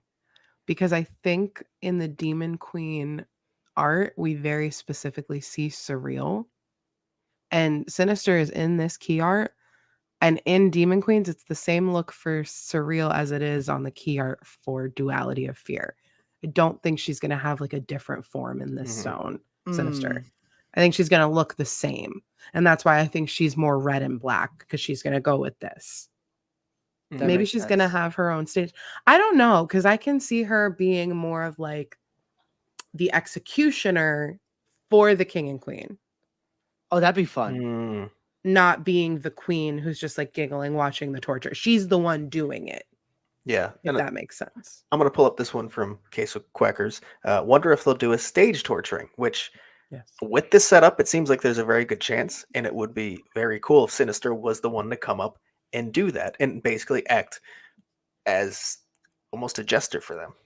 Oh yeah. Like that's the jester to them, is like someone killing someone and torturing someone. God. Oh, I'm ready. Oh my God. This is like the American Horror Story season they never did, you know, like the Renaissance period. I think this is honestly the most hyped I've been for a zone in years. It's been a while since I've been this excited for a zone. I think there's no way they miss on this. This sounds so phenomenal. This concept art looks so phenomenal. These costumes look great. I think it's going to give me exactly what I want, and I am very ready to walk through this zone. And I'm going to be completely honest, I haven't felt that way about New York for the most part in a long time. Even when it had, for me, the best zone of HHN 30, still overall not a great zone compared to all time. So I'll be very excited to hopefully fully enjoy a zone in this location again. Yeah. Let's see. Does anyone else think surreal is a weird name for a horror character? When I think of the definition of the word, it's not very scary. I mean, I guess that's fair. Like the definition itself, no. But I think in concepts, in the kind of horror they're going for, it does make sense. Even if the word surreal itself isn't some horrific word on its own, with what they're going for with this character and what the character means, I think it works. Now, if we're talking about the threes in either one of their names, then then I agree it's kind of weird. That part is, I don't love that part. That was marketing. That feels like one of those things that obviously like pops into your head and you're tempted to do it, but then you got to be like, no, that's kind of ridiculous. We can't do that. That'd be crazy. Why would we do that? Yeah. Just because you can, and just because there happens to be two E's doesn't mean you should. All caps, got to add that 3. Writing their names is just going to be so, like you just got to think about it, can't just write it. You gotta, like, they're already in my phone. Like when I start typing it, like anything with a capital S, they pop up. So I'm very lucky. There we go. I've had an easy time typing it out. When I got to the computer today, do stuff for this. Not fun. Did not enjoy that. Oh my God. I do want to just mention real quick the comment from Shooter. Voila. I think that the tribute store could be like a castle this year. I don't know what that would mean for the inside of it, but if we're gonna have it, the Renfest I grew up going to, you entered in through like a castle wall. So Isn't there? I haven't been in the new tribute store, but isn't there Same. like a Mega Castle arcade? Like that's Oh, what it's yeah, yeah. called. Yep, sure. They is. could literally like that could be a reference to like an actual castle like that they're gonna do that might do for the tribute store. Like Yeah. if that's the route they go, that'd be fun. Because they usually sometimes like have hints about like what the next tribute store is gonna be in the other store. So I mean, That is I think true. that'd be really cool. Yeah. I'm paying attention to Haas every day. I'm like, did he say anything I different? know. Or, Let me like- run down. Let me go see what's going on. I need nothing updated yet. There's a new And not- shirt Yeah. today. Not I mean, related to Horror Nights, I mean but for it's Horror Nights. I mean, the VHS tape is saying like he'll basically murder you if you don't rewind the tape. So that's pretty is true. horror. That there is horror in there. There's even a sign that says horror. Yeah. But Keith is hoping for a castle tribute store with nods to dragons. Which I mean, if you do get that castle, of course, there's got to be dragons Easter eggs, right? Has to be, Mhm. or even a full room,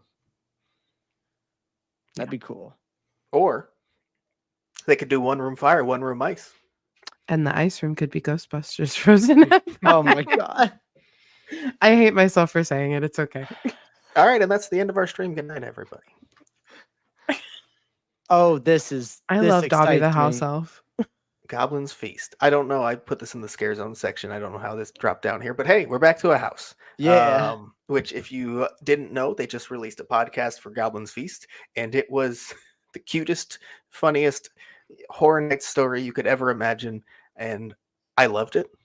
Mhm. I think it was my favorite one so far. Yeah. And this little guy here on the left definitely fits the vibe of that podcast. I'll say that. Yeah. much. That looks like the little one.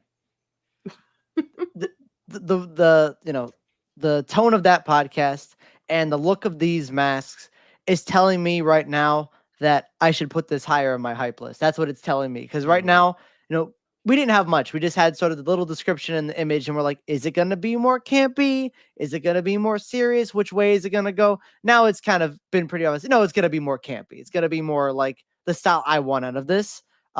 Especially with these masks that we're looking at. That even the one on the right, it's just like, this is a silly little guy. Look at us, So yeah, this has made me a lot more hype for goblins.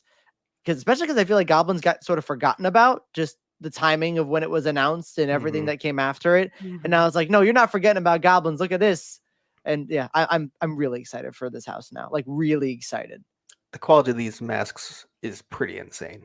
Like Mm-hmm. the detail is, I mean, it's about as good as it gets. To be completely honest, Yeah. you can't do too much better than that. Yeah. I really Yeah. love the like drippy gross shit on the middle one on the eye. Mm-hmm. That Mhm. that's not easy to do. Like these are not. The And- far right is a hobgoblin or an. Oh, okay. Wait, are they the Mhm. same thing? A hobgoblin is an orc. I like his little gnarled ear. I do know from the podcast, the hobgoblins are kind of like the royalty. Mm-hmm. Yeah, I did listen to it. And I think are the orcs the same? Or are the orcs more like almost like the big brute ones? Yeah, I think the orcs are the one that do the, all the heavy lifting and stuff Yeah, like yeah. that. Yeah.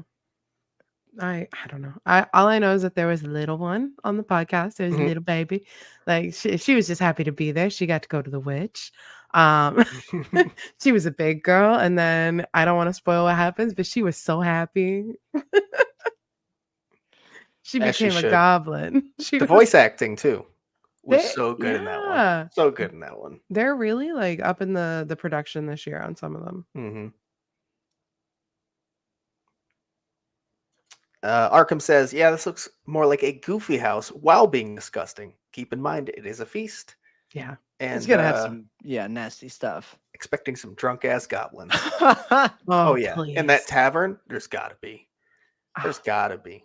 I'm so excited. Like everything that we're hearing is everything I wanted to hear about these houses so far, especially this one because I'm a little nervous. I've said it. Like this is probably gonna be lower on my hype, but these masks, I know the work that went into these. Like that alone has me hyped for like the setting. Mhm, mhm.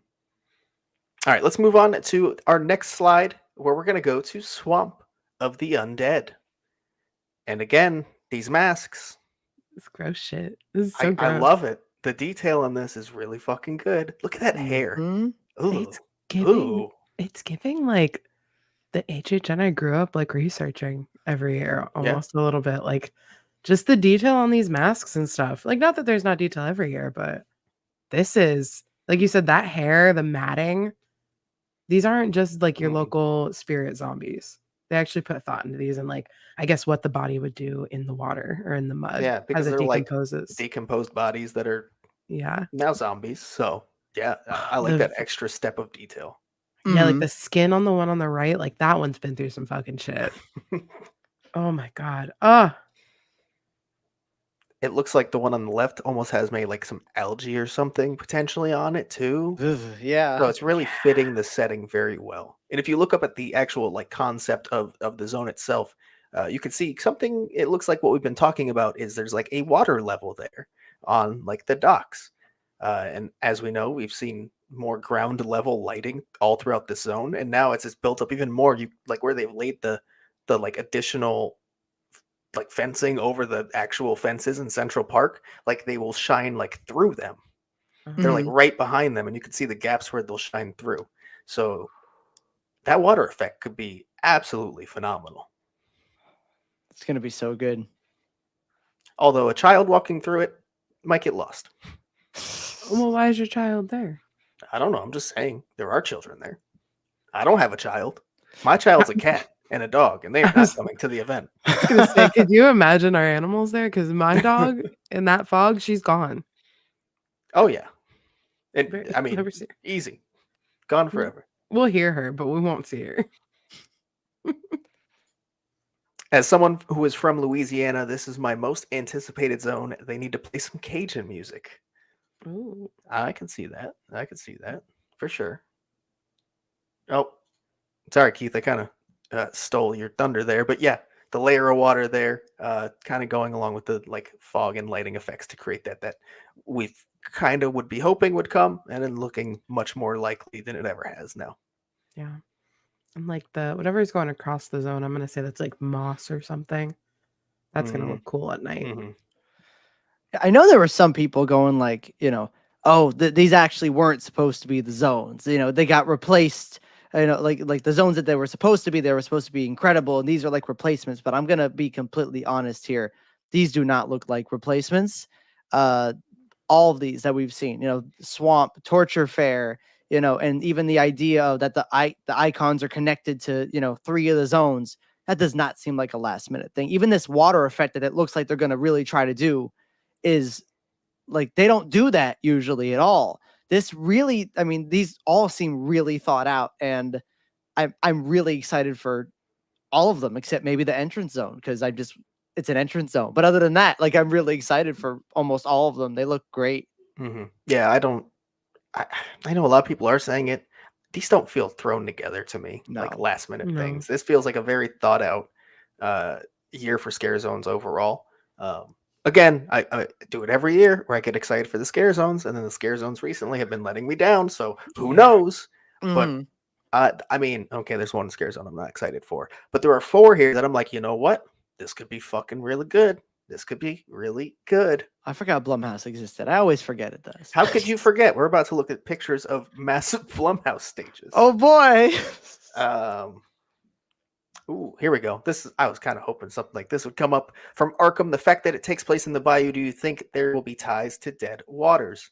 Well, taking that a step further, the prequel to Dead Waters was Bayou of Blood, which happened to take place in Central Park exactly 10 years ago.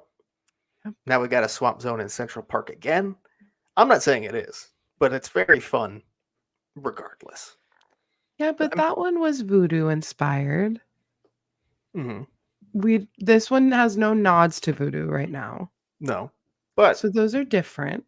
I think they're trying to move away from stuff like voodoo, and Yeah. zombies are brought to life by some other power.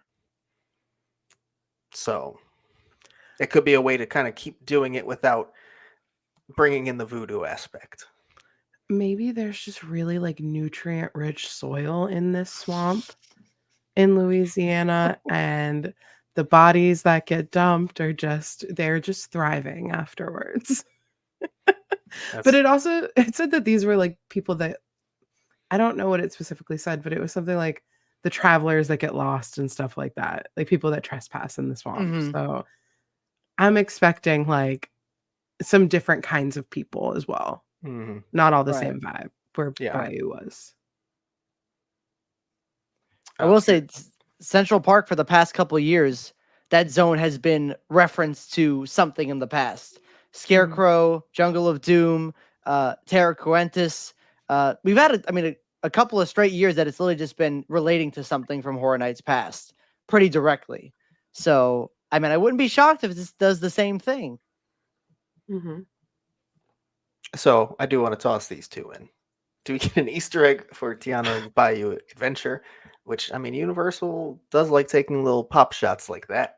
And Keith adds, maybe they'll have fireflies in the trees as a fun little nod to the new ride down the street. Or to Bray Wyatt. Sure, yeah. I would love to see fireflies in the trees, though. They could pull off that effect pretty easily. That'd be really cool. Oh, that'd be so pretty. Mm-hmm. All right, so let's move on to the final bit we're going to share from this UK panel, and that is going to be over to Demon Queens finally. And as we were mentioning, you can see this is going to be SURR3AL and the Four Queens, and they don't exactly look like the key art versions. So No. I'd assume this is more akin to what we're going to get. I feel like the concept art would say a lot more than the key art. So I it's see some of it. Okay. Yeah. I mean, there's a little. The one on the resemblance. left is definitely in the key art. Yes. Like for sure. And but the one on the right is just. It was very embellished in the key art, I believe. Right. And then the swirly one, the swirl's on the head in the key art, not on the body. So like I see where they all are placed. Yeah. That's just not really what they look like. But I guess this is like the more realistic version of what they can do. Right. They probably can't put, 3 foot tall headpieces out every night in the Florida, wind that we get sometimes. But okay, for me, I'm gonna go first because I'm very excited for this. It's giving me almost Vanity Ball meets the 7 Deadly Sins. Like in the fashion way we've approached, because we don't know what these fucking characters are. We just know that they're loyal to SURR3AL, who is in the center. I love her costume as well. I really hope that we get this little arch over her. I don't know what that is. I don't know what that plays into it, but I think that they're doing something fun and exciting, especially with their costuming. And we don't always get this, especially in the streets. So I'm excited for that. Yeah. These look extremely elaborate for typical Scarezone costumes, for sure. Minus the one on the right that I'll put it in here now that Terror Queen, is that you? Is a lot of what we're seeing on Twitter about that. That would be pretty crazy to see them roll these out every single night because these are very intricate looking costumes. Yeah. I mean, something I'm really happy about, though, at least according to this concept art, is the color. They are all really colorful. They have bright colors. It feels like they're going to pop in the zone. The Dark Zodiac was good, but I didn't love that all of the colors were kind of just dark. I mean, it was Dark Zodiac, but it was like blacks and grays and things that were, hard to see when there was barely any lighting in the zone, but this seems like they're going to pop a lot easier and, just it'll be easier to see, in the zone, regardless of lighting. And that's exciting to me. I'm just now realizing SURR3AL has elements from each of them. Oh, you're right. And what I am thinking now that I'm seeing this key art, just, kind of word vomit, seeing the key art, hearing what it is, the 4 of them, I feel like each will have to do with like a certain part of psychological horror in our minds. So I don't know what that is, but like the one on the left, maybe, or not the purple one, maybe she's like the darkest parts of your mind and like where you can really fall into a hole. The one on the right is giving me kind of fiery vibes. I don't know what that means, but I feel like they all make up a piece of SURR3AL because they're loyal to her. So that's where I'm kind of getting this, and especially if they're all represented in her costume. I like that. I did not even notice that, but now I can't unsee it. Yeah. And then also that set piece that we're seeing, she's in the center of almost like a swirl, Mm-hmm. which seems to be her motif. So I don't know. It looks like we're getting a big set piece rolled out every night too. Oh yeah, and it does kind of seem like a very almost like a throne, obviously standing, but kind of like overlooking the world and the land, if you will. Uh, Very fun, very fun. Yeah. Oh my god, many stages. Because it said like it's the queens with hordes of fanatical followers. So again, maybe it is kind of like Seven, where you have Oh each yeah. queen like on their own little pedestal, not well, queen, and then their followers, and then Sinister's in the center. Hmm. That would be cool. Be a I good don't way to know. do it. Then that means we'd get at least 4 and probably 5 of these very beautiful looking set pieces. That would be good for Hollywood. We need something like that. Yeah. Yes. Horror version of Inside Out. Honestly, yeah, probably. Kind of. Sounds like Anxiety. it. Yeah. Robert says this potential to be really awesome, especially from a visual standpoint. Yeah, that's Agreed. definitely my eye is being caught. That's for sure. I don't know what the fuck's going on, but it's catching my eye. I can't wait to learn their names. They've got to have some wild fucking names. Oh yeah. I'm not expecting like Samantha, Charlotte, like the Sex and the City girls. I'm expecting like the name we can't Anger, say. depression, Yeah, anxiety. anger, depression, anxiety, impending doom. Tag yourself. Oh, sorry, Jonathan. Yeah, I'm sorry you lost that. I did lose it. Wow. All right, so let's move on to our final little segment here on this live stream where we're going to look at some of the recent construction in the park. This isn't going to be all of it, just kind of the things that popped up over the last week or so. Of course, with what at the time was a leak for Enter the Blumhouse, which is still only announced in name and logo. And that's it. They haven't even said Scarezone. No. Anyways, this is Enter the Blumhouse. It's obviously in San Francisco, and there's definitely Blumhouses. That's for sure. There's some stages. Probably gonna be some people on there saying, "Take my photo." Yeah. I like the way that they did this set.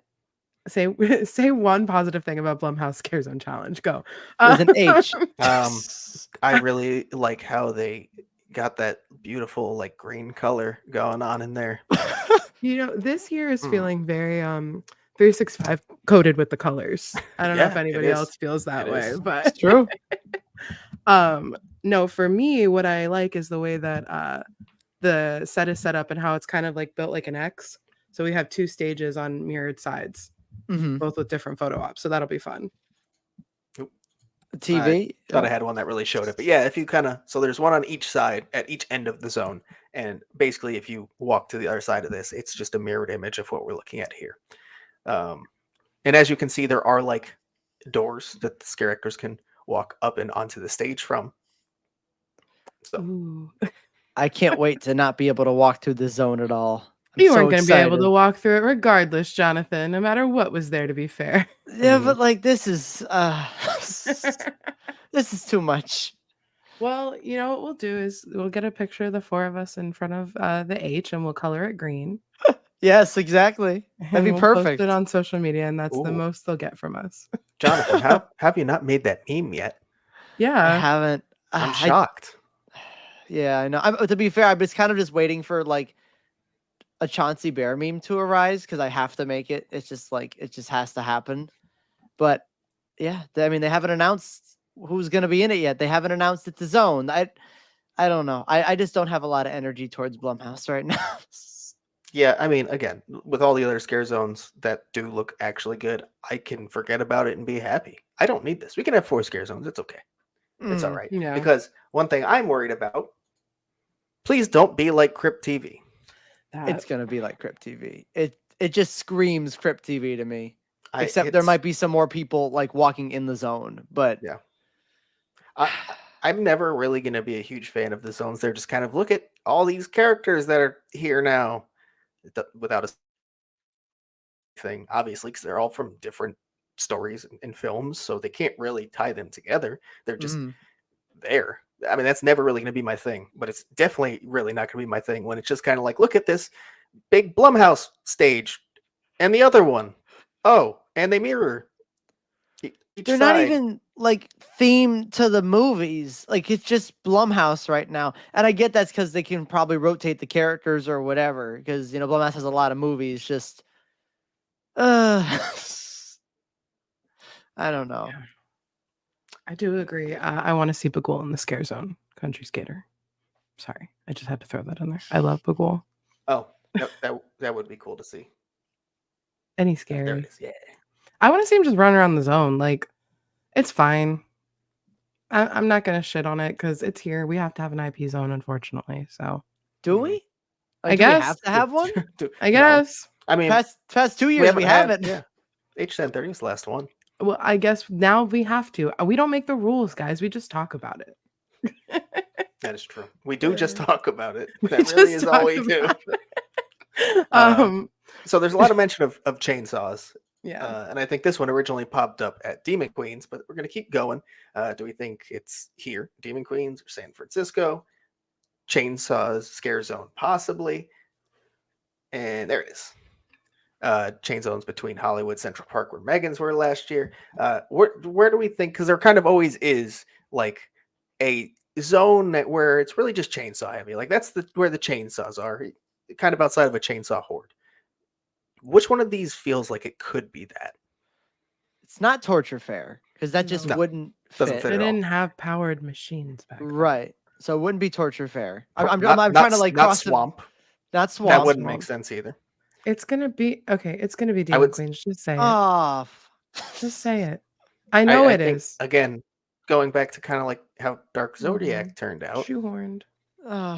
Although, just fucking stick the chainsaws here. Just have random chainsaw characters running around with the characters. Who have the cares? gir- Story No. doesn't matter the at girl all. from Freaky, she has a chainsaw. Yeah. Beyond that, Bagul can have a fucking chainsaw. I Chauncey. love Yes, Sinister. Chauncey with the chainsaw. I would Chainsaw not be Chauncey. angry. But like, I think that if we just keep shoehorning it in like we did with Zodiac last year, and how I'm worried about Demon Queens this year, like they're just gonna go, oh well, in Zodiac we were like killing people, so chainsaws, and this Demon Queens, well, they're killing people, chainsaws. The horrors of the mind with chainsaws. Chainsaws are a psychological thriller. Like, Oh it's no. fine. I guess you have to have a chainsaw at a haunt. I mean, sure. It's Put it fine. in this right here. The zone we're looking at. Right Or here. just put it in please. Springfield. Just throw them in Springfield. Or just do the again. chainsaw horde and call it a day. Yeah. And that's it. You don't need it in the scare zones. Yeah, Whatever. I miss the horde. I really do. Yeah, they help 'Cause so much. Yeah, and like I expect to see it there. It took away from Zodiac last year, like Yeah. 100% in my opinion. Mhm. And it's not like the Eddie zone where chainsaws made sense. Right. I Zodiac, I was always like, why do they have chainsaw? I know there's a story reason, but it just always felt like even the story reason of like them being in the front and the back never happened because they always just went through the zone anyway. And in my opinion, if we're in the Zodiac, if we're in the stars, why do we have a chainsaw? Yes. It's a star Yeah. chainsaw, it's space chainsaw. Ooh, But I don't know. it No, was when- not. No, it wasn't. When they rev it, it goes. Oh no! Don't say that, No. Chloe. I feel this will be somehow more boring than Crypt TV. Oh, I you don't. want to talk about an obstacle? I don't know if that's possible. To be completely honest, Crypt but TV. when's the last time we had a good San Fran zone? Rob Zombie. Invasion, Hellbilly Deluxe. I didn't Hellbilly. love Hellbilly Deluxe, but it probably is the best of the recent ones. That's for sure. Oh, Yeah. I loved Hellbilly Deluxe, but I also Yeah. I love that album, and I grew up with that album. Otherwise, the answer is actually Invasion, which was now 7 years ago. Although they did skip a year in San Francisco. What year was But- Invasion? 2017. I did see Invasion. Okay. Mhm. That I don't brain think fog, man. I don't think Shipyard 32 was that bad, to be honest. I thought it was good. I Like, don't it think wasn't it was- the best. I don't think it was bad, but it was very Fine, I Eh, guess. It's all right. yeah. Walking out of major suites into Blumhouse World is gonna ruin the immersion. Yeah. Not the immersion. Robert, you are not the only one. I No. know.